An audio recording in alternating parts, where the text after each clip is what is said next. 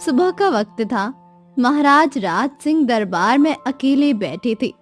तभी रानी सुरभि जादूगर विराट के साथ राज दरबार में प्रवेश करती है। महाराज, आप राजगद्दी से हट जाइए और इस राजगद्दी को तुरंत त्याग दीजिए। अरे रानी, तुम कैसी बातें कर रही हो? भला मैं अपनी राजगद्दी क्यों त्याग दूं? ये मेरा राज्य है, मेरी जिम्मेदारी है। क्योंकि अब इस राजगद्दी पर ये जादूगर यानी मेरे प्रेमी राज करेंगे। अब यही इस राज्य का नया महाराज बनेगा। रानी, तुम्हें क्या हो गया है? मैं तुमसे कितना प्रेम करता हूँ। हमारे तो एक राजकुमार और एक राजकुमारी भी हैं। तुम ऐसा कैसे कर सकती हो? हमारे बच्चों का भविष्य बर्बाद हो जाएगा। ऐसा मत करो। मैंने सब सोच लिया है। अब मुझे ना किसी से पूछना है और ना ही किसी की परवाह करनी है।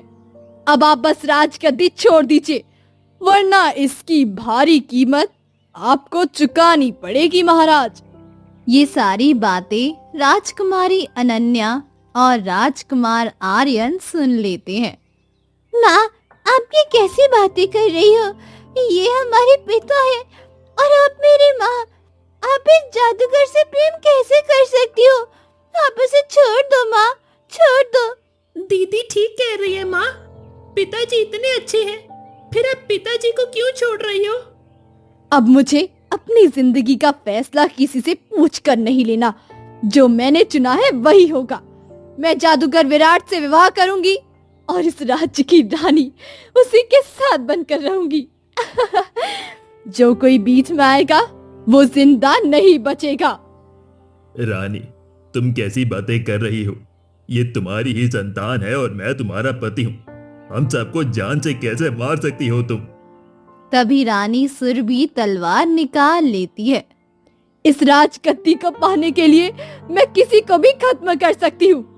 जादूगर विराट, तुम मुझसे सच्चा प्रेम करते हो तो अभी के अभी ये राजगद्दी लेकर अपने अधिकार में कर लो।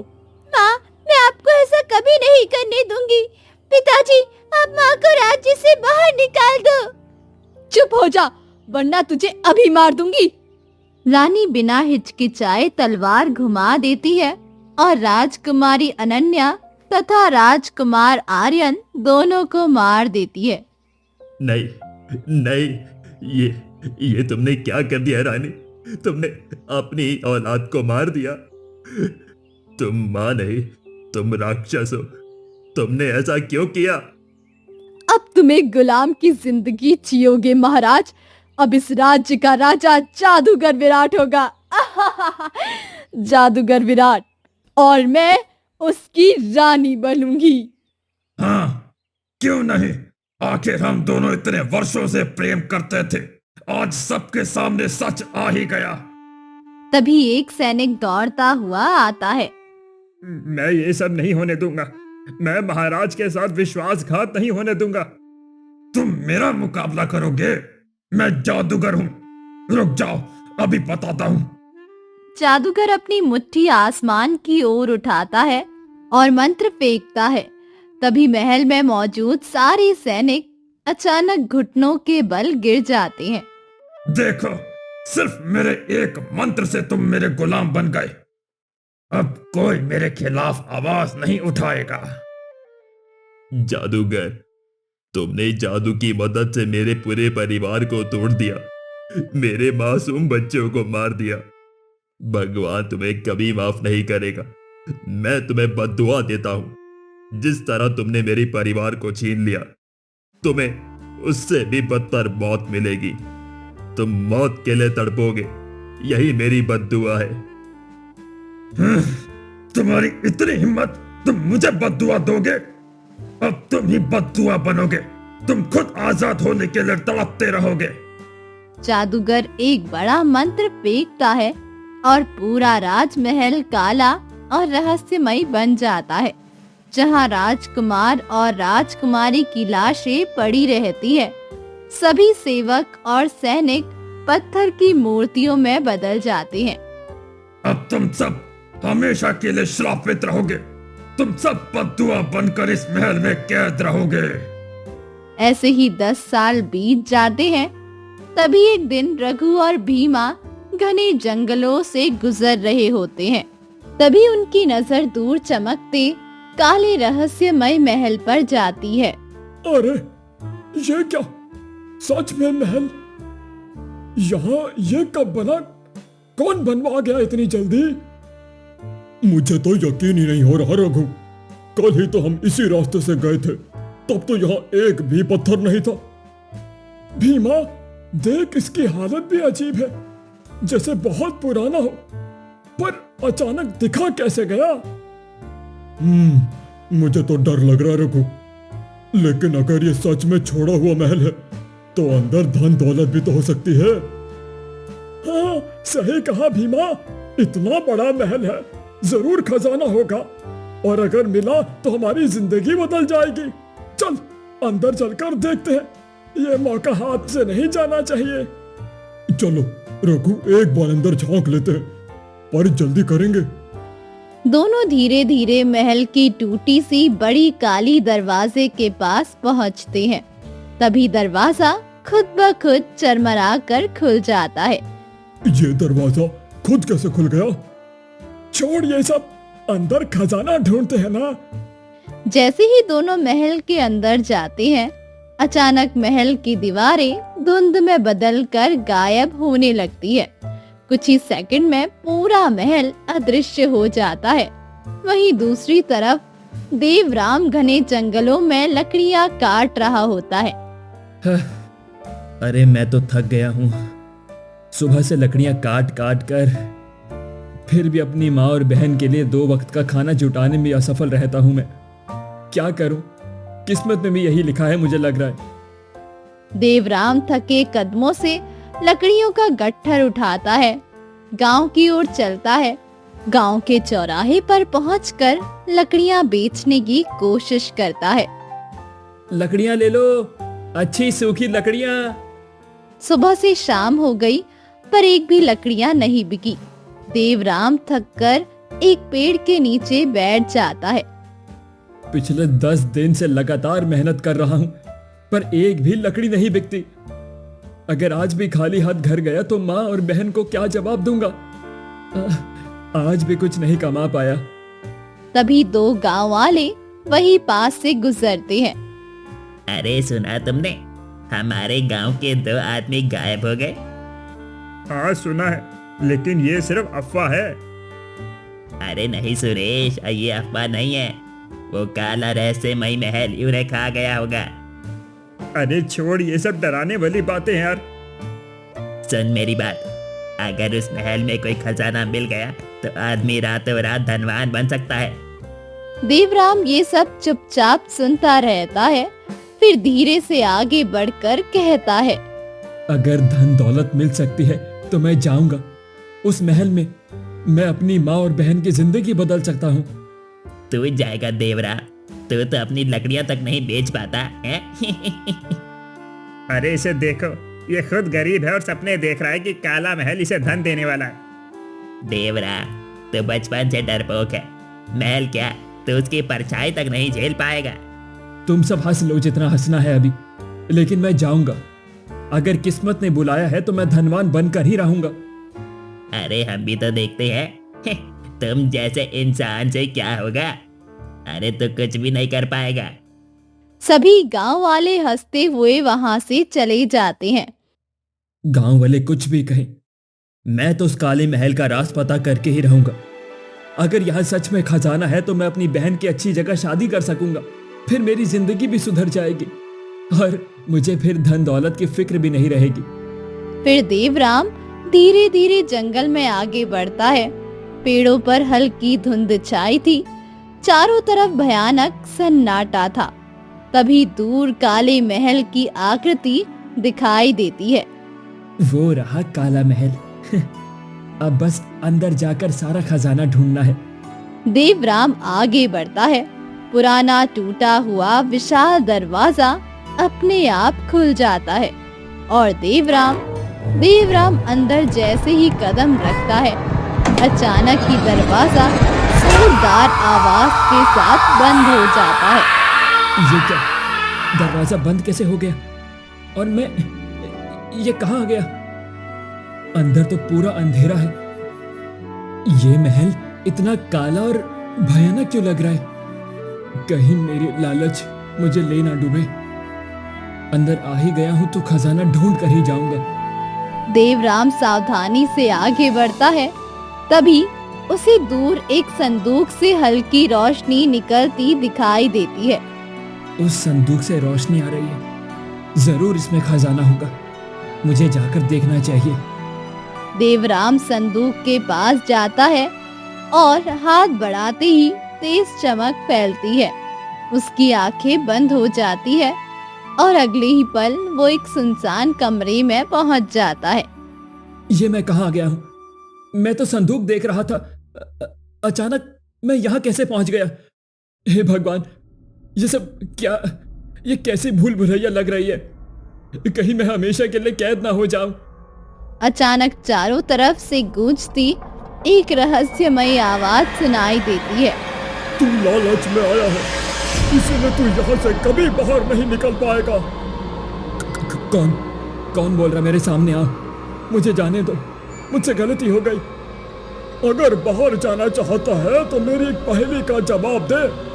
सही जवाब दिया तो आगे जा पाएगा, और गलत हुआ तो हमेशा के लिए इसे कैद खाने में फंस जाएगा। ठीक है, मैं जवाब देने के लिए तैयार हूँ। बोलो, क्या पहेली है?